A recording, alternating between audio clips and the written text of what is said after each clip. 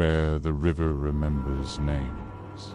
Mist coiled like living smoke over the surface of the Larkfon River, curling between gnarled alder and willow trunks, each branch bowed as if weighted by secrets.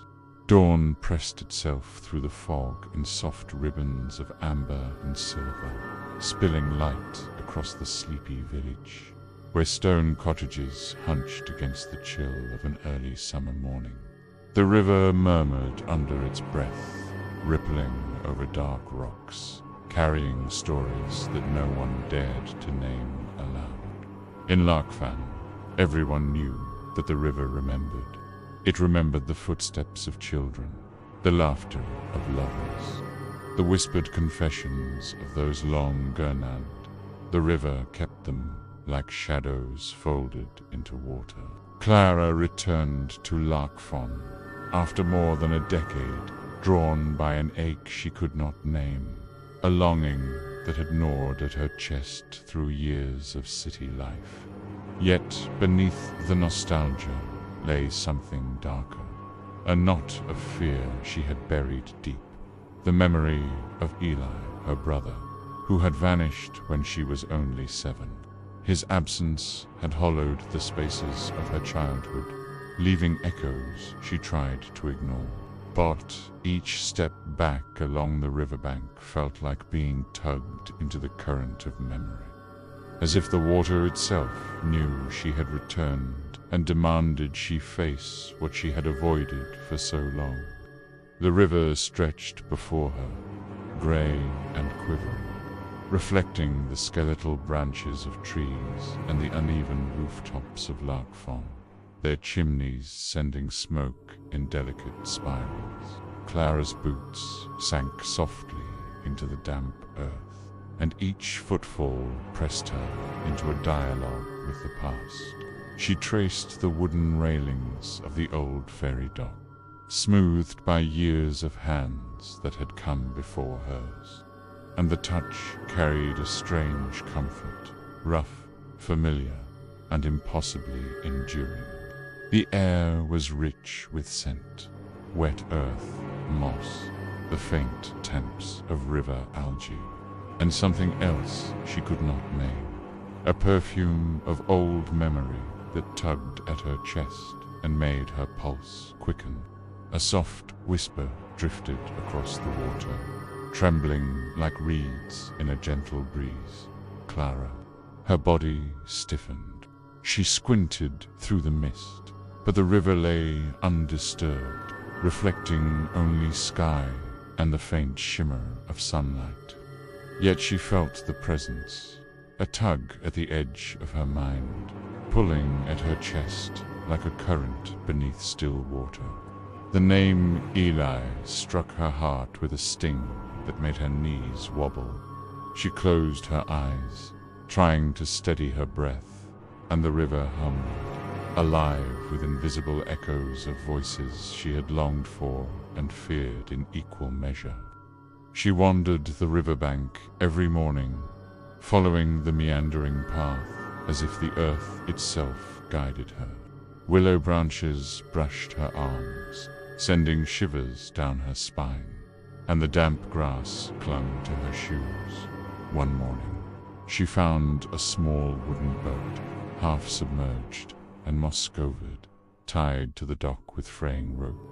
Her fingers trembled as she untied it. Inside was a bundle of letters, the parchment worn and damp with river mist, addressed to her in a handwriting she recognized. Her hands shook as she unfolded the first letter, the scent of rain-soaked paper curling into her senses, a fragrance that seemed to hold a fragment of her own childhood. The letters were confessions, tender regrets, and little Storyzali's stories, sent across time as if he had known she would one day find them. With every word, her chest both tightened and swelled, joy and sorrow intertwined so completely that she felt as if she might dissolve into the river itself. Each letter tugged her deeper into a river of memory, stirring images of sunlit afternoons and snow-dusted winter evenings, of laughter that had once filled the empty spaces of their home. At night, the river seemed to breathe, a living entity beneath the silvered moon. Moonlight scattered across the water, transforming it into a molten mirror, shimmering and mysterious. Clara sat at the river's edge, the letters spread around her like petals, listening to the low susurrus of water and wind. Shadows of the trees leaned toward her, protective and watchful, and in the depths of the river, she sensed movements, something alive and waiting. Her heart pounded in response, a drumbeat echoing the flow of the current, reminding her that memory, grief, and love were as inseparable as the water from the land. Then, through the mist, a figure emerged, delicate, luminous, but undeniably him, Baelai, or the shape of him that the river had preserved, floated just above the water, shimmering with a light that seemed borrowed from the stars. His eyes, soft, knowing, met hers, and a shiver ran through her. "Clara," he whispered, a voice carried on the gentle current rather than air, wrapping round her like a warm shawl. I've missed you," she whispered, tears mingling with the morning dew on her cheeks.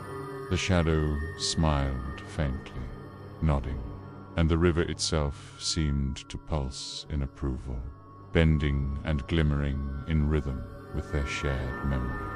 "I have never left," he murmured, the words flowing through the water like liquid silver. "Carry us with you, remember us, and let the river live within your heart." She reached forward instinctively, her fingers trembling.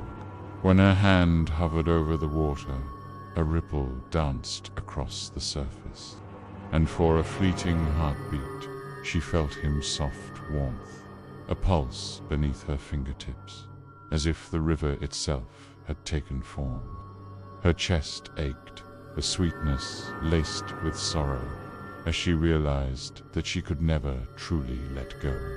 The next morning, Clara awoke at the riverbank, alone but strangely at peace. The letters lay half-swept into the current, parchment damp, ink smudged yet legible. She brushed mud from her hands and stood, letting the rising sun warm her face. The river shimmered, alive with stories from hers, some belonging to the thousands who had passed along its banks. She felt no fear now, only connection. The river remembered, she remembered, and in that remembering she was tethered to something greater than loss, to love, memory, and the enduring pulse of life itself.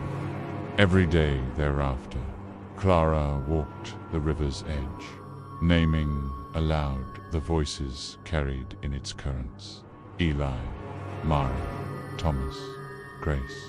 Each name reverberated through the water, a gentle song that wove the past into the present, grief into joy, absence into presence, and the river, in its timeless way, carried them all.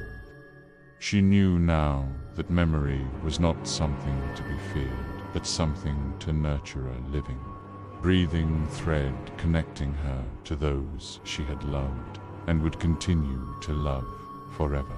And as the sun dipped behind the alder and willow, scattering light across the water in liquid gold, Clara smiled. The river sang, and for the first time in years, she felt whole.